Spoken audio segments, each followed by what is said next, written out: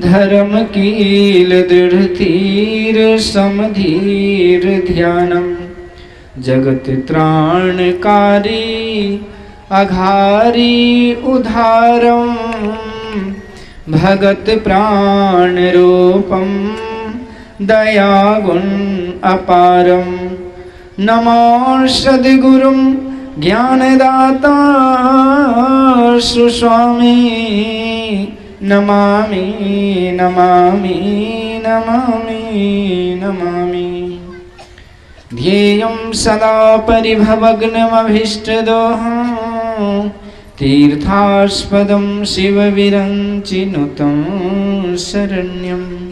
वृत्त्यारतिहं प्रणतपालभवाब्धिपोतं।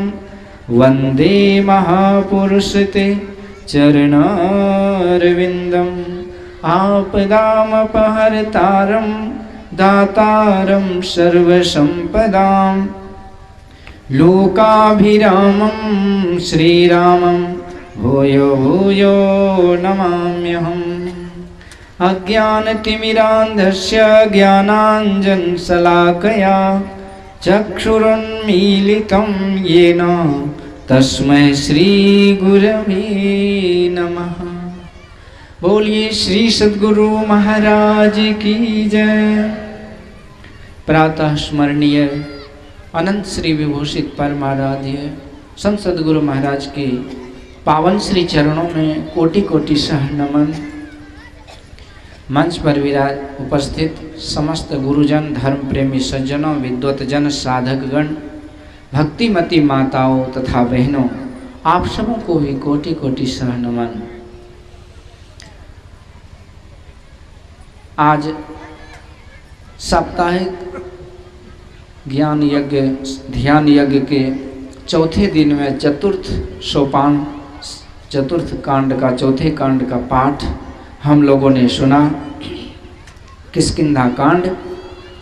वैसे किष्किंधा कांड में ज़्यादा कुछ नहीं है, लेकिन ये किष्किंधा कांड में हम लोगों के लिए बहुत कुछ है।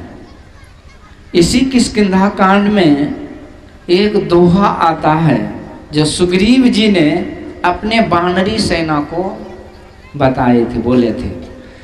देह धरे कर यही फल भाई। भजिए राम सब काम बिहाई। और ये दोहा जब गुरु महाराज बाल्यकाल में पढ़े थे तो ये दोहा ऐसा अद्भुत चमत्कार किया, इस दोहा का ऐसा करामत, इस दोहा का ऐसा प्रभाव, ऐसा आकर्षण था कि गुरु महाराज के पूरे जीवन को आध्यात्ममय बना दिए। श्री सद्गुरु स्कूली शिक्षा यहीं से पूरा होता है। और गुरु महाराज ने उस क्लासरूम में ही उस प्रश्न पत्र पर ही लिख दिए, देह धरे कर यही फल भाई। भाजिए राम सब काम बिहाई। मानो गुरु महाराज को जीवन पाने का जो प्रश्न था कि जीवन किस लिए लिया, जीवन में मनुष्य जीवन किस लिए होता है और इस जीवन को पाकर के क्या करना चाहिए, तो ये उत्तर एक ही दोहा में गुरु महाराज को मिल गया। देह धरे कर यही फल भाई। भजिए राम सब काम बिहाई। यानी शरीर बड़ा अनमोल है, ये बार बार नहीं मिलता है, इसलिए इस शरीर को पा करके हमें भक्ति भजन अवश्य करनी चाहिए। मनुष्य जन्म अनमोल रे, इस मिट्टी में मत घोल रे। थोड़ा सा बजा दीजिए। मनुष्य जन्म अनमोल रे, इस मिट्टी में मत घोल रे। अब जो मिला है फिर न मिलेगा, कभी नहीं कभी नहीं कभी नहीं रे। अब जो मिला है फिर न मिलेगा, कभी नहीं कभी नहीं कभी नहीं रे। मनुष्य जन्म अनमोल रे, इस मिट्टी में मत घोल रे। अब जो मिला है फिर न मिलेगा, कभी नहीं कभी नहीं कभी नहीं रे। अब जो मिला है फिर न मिलेगा, कभी नहीं कभी नहीं कभी नहीं रे।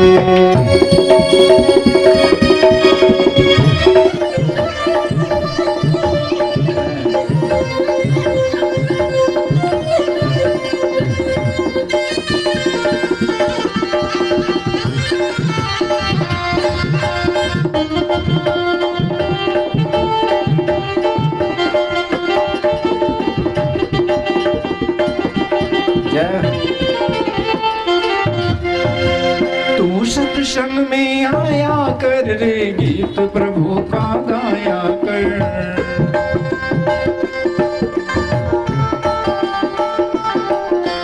सांझ सवेरे बैठ कर रे, प्रभु का ध्यान लगाया कर।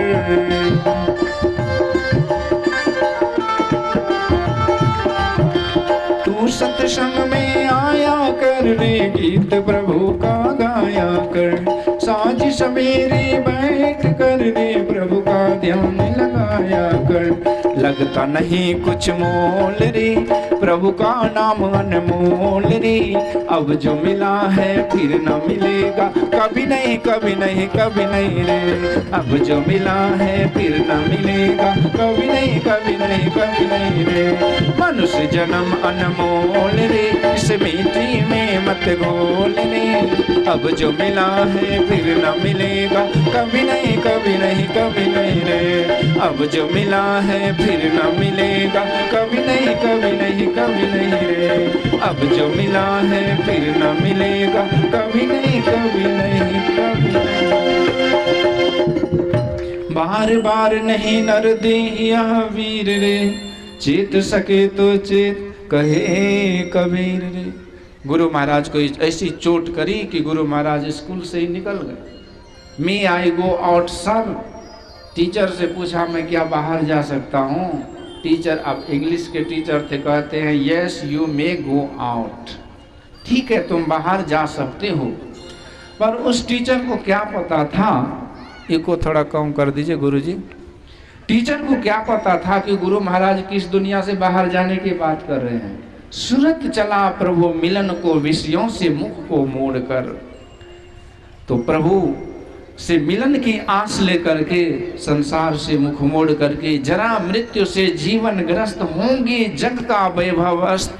गोपा राहुल सोते छोड़, चला बुद्ध जग से मुख मोड़। चल पड़े। बाल्याकाल में एक झूलनदाई उसकी बहन थी गुरु महाराज की, माँ की तरह लालन पालन की थी। पिता थे अकेले, लेकिन गुरु महाराज कोई मोह ममता नहीं। ईश्वर को पाने के लिए जन्म जन्म के माता पिता भाई बंधु सगे संबंधी जो वो परमात्मा हैं, उसी को पाने के लिए विरह की अग्नि में तपते हुए गुरु महाराज गए। तो शरीर में वस्त्र नहीं है। एक जगह एक ढोंगी बाबा मिल गए, कहते बालक तू भवानी पुत्र है, वस्त्र दान करो।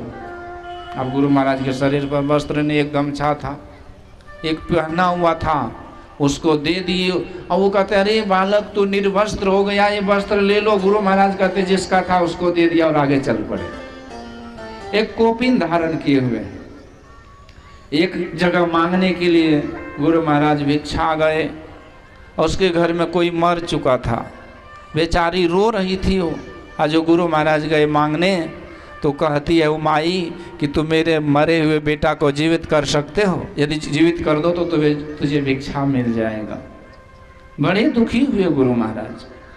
तो इस तरह से दरियापंथी के गुरु रामानंद स्वामी, धीरज बाबू से और राजेंद्र बाबू, ऐसे बड़े बड़े सिद्ध गृहस्थ संत गुरु महाराज के रास्ते में आए, सबकी सेवा किए, सबका सम्मान किए और विरह में तड़पते रहे, खोजते रहे। 3 महीना तक जीवनी में लिखा है कि गुरु महाराज सोए ही नहीं। आदमी एक दिन नहीं सोए तो 12 घंटे उसका रिकवरी कर लेंगे अगले दिन। एक दिन कम खाते हैं तो 4 प्लेट दबा देते हैं। लेकिन गुरु महाराज ने 3 महीना तक नहीं सोए थे। तो इस तरह से ये दोहा का करामत है। तो कोई निमित्त होता है, संस्कार तो जन्म जन्मांतर का होता है। रामायण तो अभी भी लोग पढ़ते हैं लेकिन असर नहीं करता। पर एक दिन जब संस्कार पूर्ण होगा, संस्कार यदि का लेवल ऊपर आएगा तो वो भी काम करेगा। तो इस तरह से संसार की, शरीर और संसार की नश्वरता को देखते हुए गुरु महाराज ने ईश्वर प्राप्ति की और उसी का मार्ग बतलाए। और मिला जुला सा पाठ भी कुछ ऐसा ही है। ये तारा देवी, बलि का राजा, ये जो बाली था ना, किष्किंधा का राजा, उसी की घरवाली थी वो, बाली की घरवाली तारा। ये रो रही है। तो भगवान ने इस तरह से उसे समझाया कि तारे देखिए, शरीर के लिए तुम यदि रो रही हो तो तुम्हारा रोना निरर्थक है। क्यों? क्योंकि शरीर तो 5 तत्व का तो है ही है। तो ये 5 तत्व से बना हुआ शरीर तो सामने है। और यदि तू आत्मा के लिए रो रही हो तो फिर भी निरर्थक रोना, क्योंकि आत्मा मरता है क्या? जब जिसका जन्म ही नहीं होता मरेगा कैसे? जीव नित्य तुम कह लगी रोवा।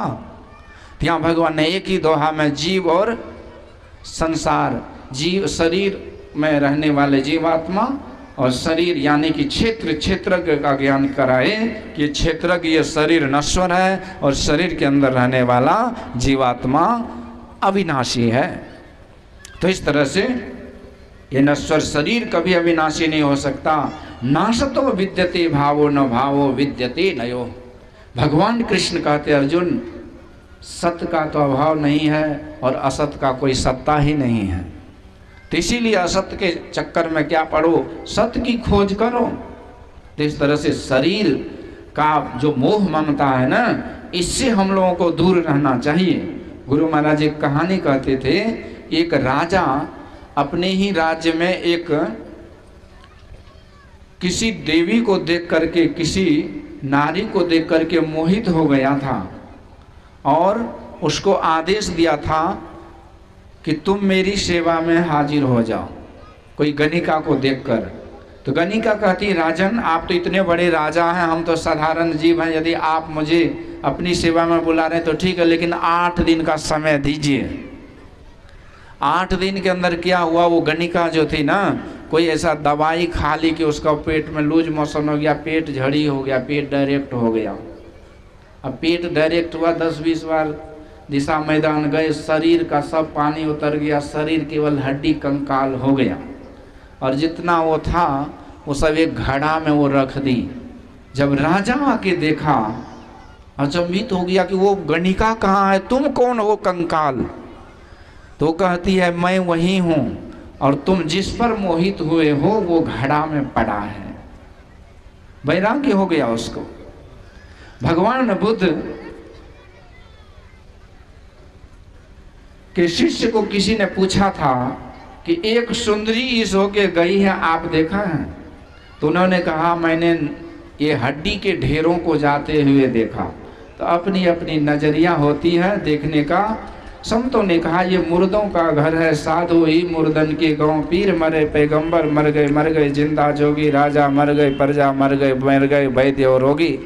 यहाँ कौन जिंदा है कौन जीते हैं, जीती भी लकड़ी मरती भी लकड़ी, देख तमाशा लकड़ी का ये तमाशा है। हाड़ जले लकड़ी जले, जले जलावन हार, कौतुकहारा वीर जले, कासों करो पुकार। एक दिन हो ऐसा होएगा, जंगल होगा बास ऊपर, हल फिरे ढोर चरेंगे घास। हाड़ जले जैसे लाकड़ी, केस जले जैसे घास, घर सब जग जरता देखकर भाई कबीर उदास। तो ये संसार का स्वरूप है। आज तक किसी ने शरीर को अमर नहीं बना पाया, और जो इस शरीर को संवारने में, मेकअप करने में और इसी को डेवलप करने में लगे रहते, हेल्दी बनने में लगे रहते, जानिए कि वो पशु से ज़्यादा नहीं है। वो ये शरीर ठीक है, शरीरम खलु धर्म साधनम। ये शरीर यदि बढ़िया नहीं रहेगा तो आप साधन भजन भी क्या करेंगे? तो शरीर तो स्वस्थ रहना चाहिए, लेकिन शरीर ये सर्वस्व है, ये जो समझते हैं वो पशु तुल्य है। वो राक्षस लोग भी यही किया था ना, वो शरीर को ही सर्वस्व मान लिया था। हिरण्यकश्यपु ने तप किया कि मुझे अमर बना दो। ब्रह्मा जी बोले इसको छोड़ करके उसके बदले में 1 दर्जन मांग लो। इन्होंने न दिन मरू, न रात, न घर, न बाहर, न धरती, न आकाश, न मनुष्य से, न देवता से, न 12 महीने में मरूं, कहीं नहीं मरूं, अस्त्र शस्त्र से नहीं मरूं। एकदम ऐसे सिस्टम लगा दिया कि लगा के वो मरेगा ही नहीं, लेकिन वो भी मर गया। एक सुम उपसुम था, दोनों भाई राक्षस। उन्होंने कहा कि हम किसी के मारे नहीं मरे, वरदान दो। ब्रह्मा जी कहते ठीक है, तुम किसी से मरोगे नहीं, लेकिन आपस में दोनों भाई झगड़ोगे तो मरोगे। बोला कोई टेंशन नहीं, हम लोग को झगड़ा होगा ही नहीं। लेकिन एक दिन तिलोत्तमा अप्सरा आई और दोनों को लड़ा दिया, दोनों स्वाहा, दोनों लड़ करके मर चुके। रावण ने कहा था हम काहू के मरे न मारे नर बानर, 2 के बारे नर बानर छोड़ करके हम किसी से नहीं मरूं। किसी ने कहा नर बानर, कहती है तो मेरा नाश्ता जलपान है, ब्रेकफास्ट। लेकिन वही उसको साफ कर दिए, कोई अमर नहीं रहा।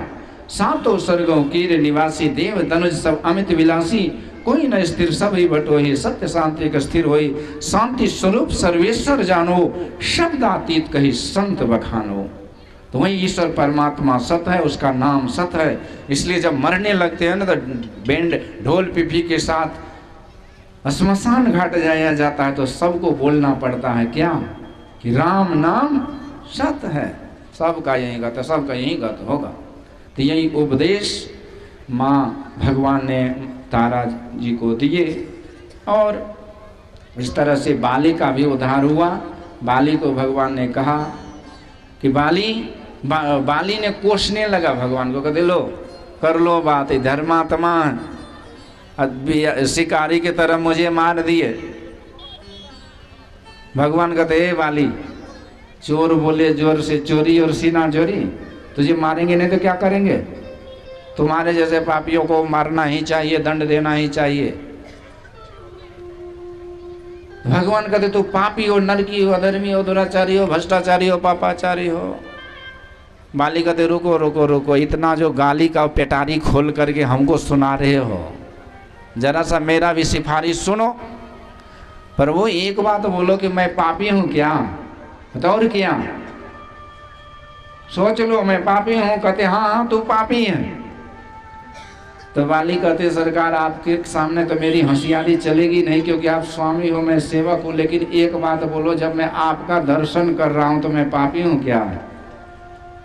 अब भगवान की बोलती बंद हो गई। कहते बोलो कुछ तो बोलो, मुंह में दही जम गई क्या।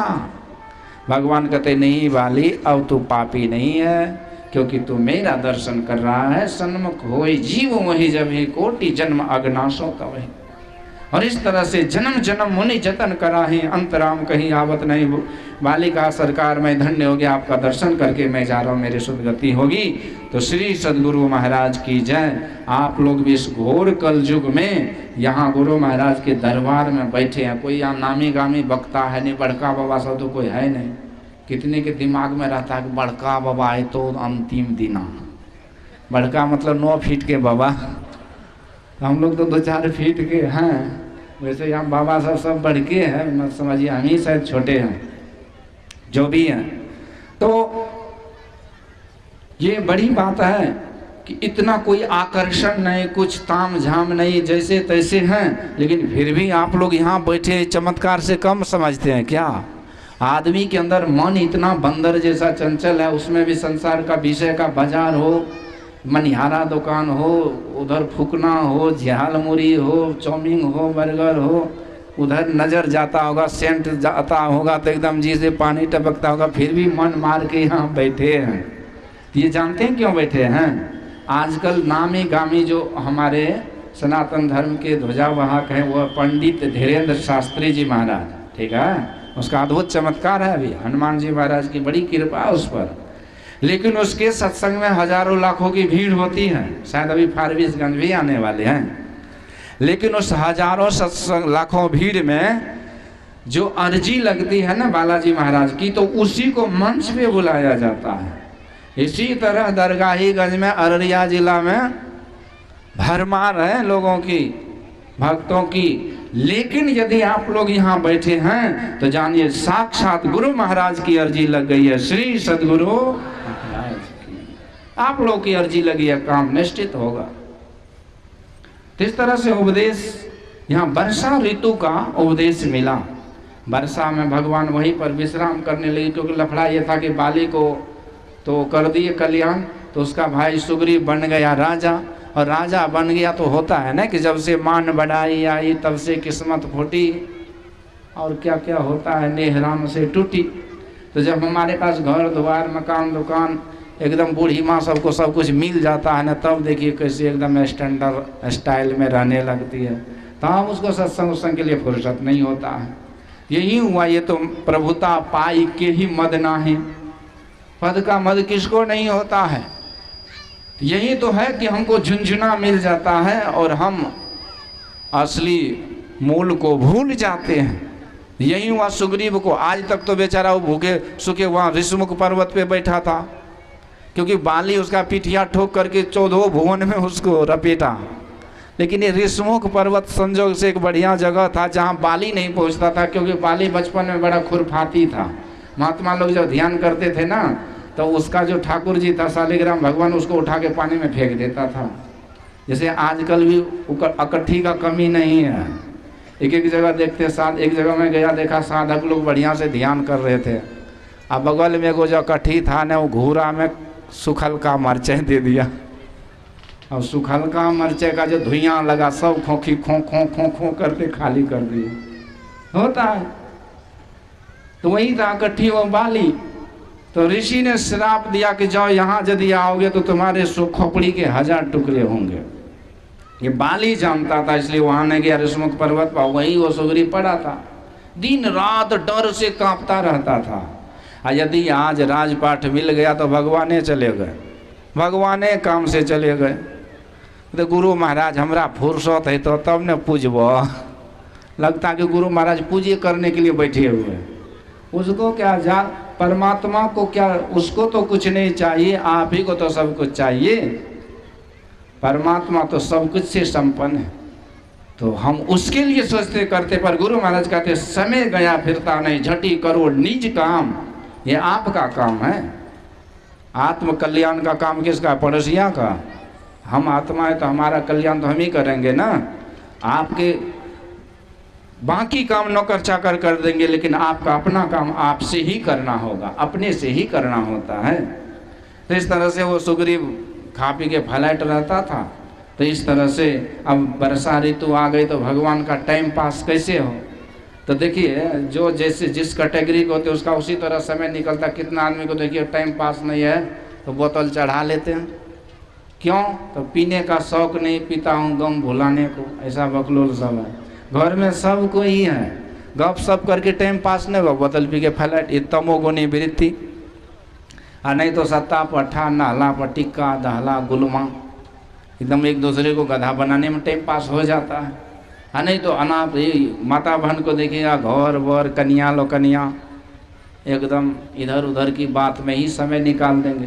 तो जी सो दादुर जी समाना, जी न करे हरि गुण गाना, टर टर टर किए जा रहे हैं, वो व्यर्थ है, निरर्थक है। पर यहाँ जो समय बीत रहा है वर्षा का, वो भगवान बड़े अद्भुत चर्चा करते हुए समय का सदुपयोग करने का उपदेश दे रहे हैं। धन्य घड़ी सोई जब सत्संगा, कबीर दर्शन साधु की साहिब आवे याद, लेखे में सोई घड़ी बाकी के दिन बाद। जब दर्शन कीजिए सत्संग में आइए तो कौन याद आता है? पड़ोसिया वाली नहीं, तो परमात्मा याद आता है। क्योंकि कृपा सिंधु नर रूप हरि, गुरु महाराज के रूप में हम परमात्मा को देखते हैं। तो जब तक हम परमात्मा को देख रहे, उसकी चर्चा को सुन रहे, तब तक का समय ही तो सार्थक है ना। तो इस तरह से समय का उपयोग भगवान कहते हैं। हे भाई लक्ष्मण देखो, ये बादल कैसे घने बादल दिख रहे हैं, और ये बादल को देख करके देखो ये मोर पक्षी किस तरह से नाच रही है। जिस तरह से साधु महात्मा को, विष्णु भक्त को देख करके गृहस्थ लोग नाचते हैं, आनंदित होते हैं। आप लोग आनंदित होते हैं जब कोई बाबा पहुंचता है तो? कितने के चेहरा पर दिखेगा 4 बज जाता है। अब कौन चंदा का रसीद लेके आया है, कितना लोड डोज देगा कहना मुश्किल है। कितने घर के बाहर लिखा रहता है यहाँ कुत्तों से सावधान, गेट के बाहर लिखा रहता है बोर्ड में कुत्तों से सावधान।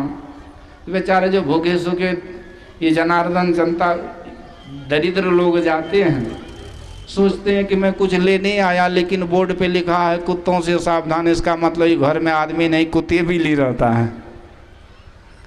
तो कबीर ते नर मर चुके जा मुख निकसत नाहि, उनसे पहले वो मुए। कबीर ते नर मर चुके जो पर घर मांगन जाए, उनसे पहले वो मुए जा मुख से निकसत नाहि। वो तो मर ही गए जो मांगने गए, जिंदा थोड़ी है, लेकिन उसके पहले वो मर जाते जो कहते नहीं है जा भागो।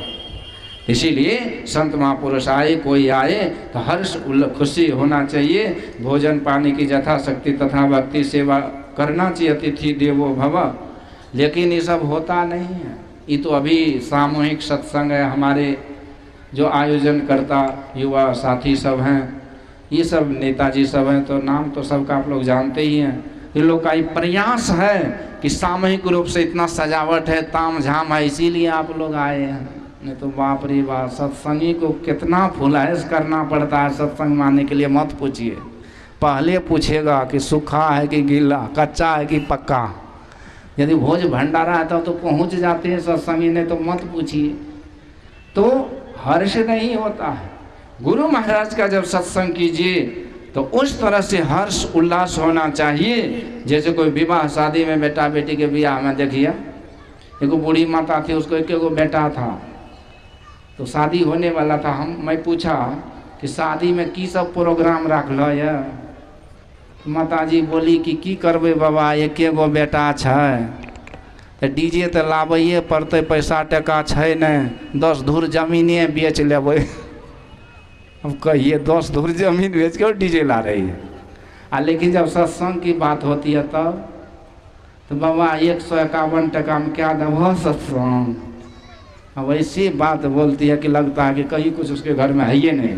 तो इसीलिए जब धर्म कर्म की बात हो तो चढ़ बढ़ के हिस्सा लेना चाहिए। उमंग उत्साह के साथ सजा दो घर को दुल्हन सा मेरी सरकार आए हैं। इस तरह से हम लोगों के अंदर उमंग उत्साह होना चाहिए कि हमारे गुरु आ रहे हैं, हमारा गुरु महाराज का सत्संग हो रहा है। इस तरह से धर्म कर्म में हमेशा उमंग उत्साह के साथ लगना चाहिए। यही भगवान कहते हैं जैसे वो मोर पक्षी नाचता है। अब देखिए बादल के साथ बिजली चमकती है ना, ये इसको भगवान ने उपदेश में दिया कि भाई बिजली चमक करके एक क्षण के लिए तो प्रकाशित कर देता है पूरा जगह। अब लगता है समय हो गया क्या? कितने बजे? 5:30 है ना? जी सब 5 बजे है, तो अब तो 5 हो गया, 5:08 हो गया। तो इस तरह से यहाँ उपदेश, बिजली का चमक अस्थिर नहीं रहता, इसी तरह दुष्टों का जो प्रेम है वो स्थिर नहीं रहता। और इसी तरह से देखिए बादल थोड़ा नज़दीक आके बरसता है ना। भगवान का उपदेश है कि गुणवान व्यक्ति नम्र हो जाते हैं, अति दीन होकर जिसने सत्संग सुमति ली। It is very easy to be hard but it is not so simple to be simple. ये सरल नहीं है सरल होना, सरल हो जाना। पर भगवान का उपदेश है कि जब तक दीनता नहीं लाओगे, लघुता नहीं लाओगे, तब तक काम नहीं बनेगा। लघुता से प्रभुता मिले, प्रभुता से प्रभु दूर, चीटी शक्कर ले चले हाथी के पग धूर। तो इस तरह से ये उपदेश। फिर कहते हैं कि जब भगवान वर्षा बरसता है तो छोटी छोटी नदी भर करके उफान लेता है। इसी तरह थोड़ा बहुत धन संपत्ति हो जाता है। हम लोग मुकेश अंबानी के लेवल में अपने आप को समझते हैं, ऐसा नहीं होना चाहिए। सब प्रभु का दिया हुआ है, इस भाव से हमें अहंकार रहित होना चाहिए। और जिस तरह से बूंद जब गिरता है ना तो उसका चोट ये धरती माँ सहती है ना, इसी तरह कहते हैं हम लोगों को सहना चाहिए। जो सहते हैं वो लहते हैं। क्षमा बड़न को चाहिए, छोटन को उत्पात, क्या बिगड़ गए विष्णु का जो भृगु मारी लात। हमारे भगवान विष्णु भगवान नारायण प्रभु के को परीक्षा लेने के लिए भृगु बाबा ने बड़ा विचित्र परीक्षा लिए, 1 लात मार लिए छाती पर। भगवान ने हाथ रख करके कहते संत आपका चरण बड़ा कोमल होगा, शायद मेरा हृदय कठोर है, कहीं चोट तो नहीं लग गई। यही है क्षमा। और तब भृगु बाबा ने चरणों पर गिर गए, सरकार आप सबसे अधिक पूजित हैं। ये सब उपदेश है। आगे देखिए वर्षा जब नीचे गिर रहा है तो यहाँ भगवान कहते हैं जैसे भूमि परत भा ढाबर पानी, जिमि जी वही माया लिपटाने। जैसे वर्षा नीचे गिरा और मटमैला पानी में मिल करके मटमैला हो गया, इसी तरह हम जीव ईश्वर के अंश थे पर संसार के झमेले में फंस गए, जैसे कि तैसे हो गए, ऐसी की तैसे हो गए। पर इसी तरह से सरिता निधि जल निधि में जाई होई, अचल जिमें जीव हरि पाई। तो जिस तरह से यह जल फिर से जब समुद्र में चला जाता है तो स्थिर हो जाता है, उसी तरह ये जीव जो माया में फंस गया है, भक्ति सत्संग का सहारा लेकर के गुरु की कृपा से जब अंतर साधना करके जब ये प्रभु परमात्मा को प्राप्त कर लेता है तो सदा सदा के लिए स्थिर हो जाता है परमात्मा के धाम में और सदा सदा के लिए अजर अमर हो जाता है। तो इसके लिए परमात्मा के पास जाने के बाद, अच्छा बोलिए पानी स्थिर क्यों नहीं होता है? समुद्र में आके क्यों स्थिर हो जाता है? इसका एक कंडीशन है कि पानी जो बह रहा है ना, ये पानी आया कहाँ से है? ये समुद्र से ही आया है। जब गर्मी कड़ाके की गर्मी होती है तो उसी समुद्र का जो पानी है वो वाष्प बन के आकाश में बादल का रूप लेता है, फिर वर्षा होता है और फिर वर्षा का पानी बहते बहते नदी नाला होते हुए बड़ी बड़ी नदियों के साथ होते होते जाकर के समुद्र में ही जाके वो अस्थिर हो जाता है। इसी तरह हम जी उस परम प्रभु परमात्मा से अलग हो गए हैं। और फिर जब भक्ति भजन करेंगे, गुरु की कृपा होगी, गुरु का सानिध्य मिलेगा, तो गुरु की कृपा से जीव फिर से पीव से मिल जाएगा और स्थिर हो जाएगा, इसका कल्याण हो जाएगा। बोलिए श्री सद्गुरु महाराज।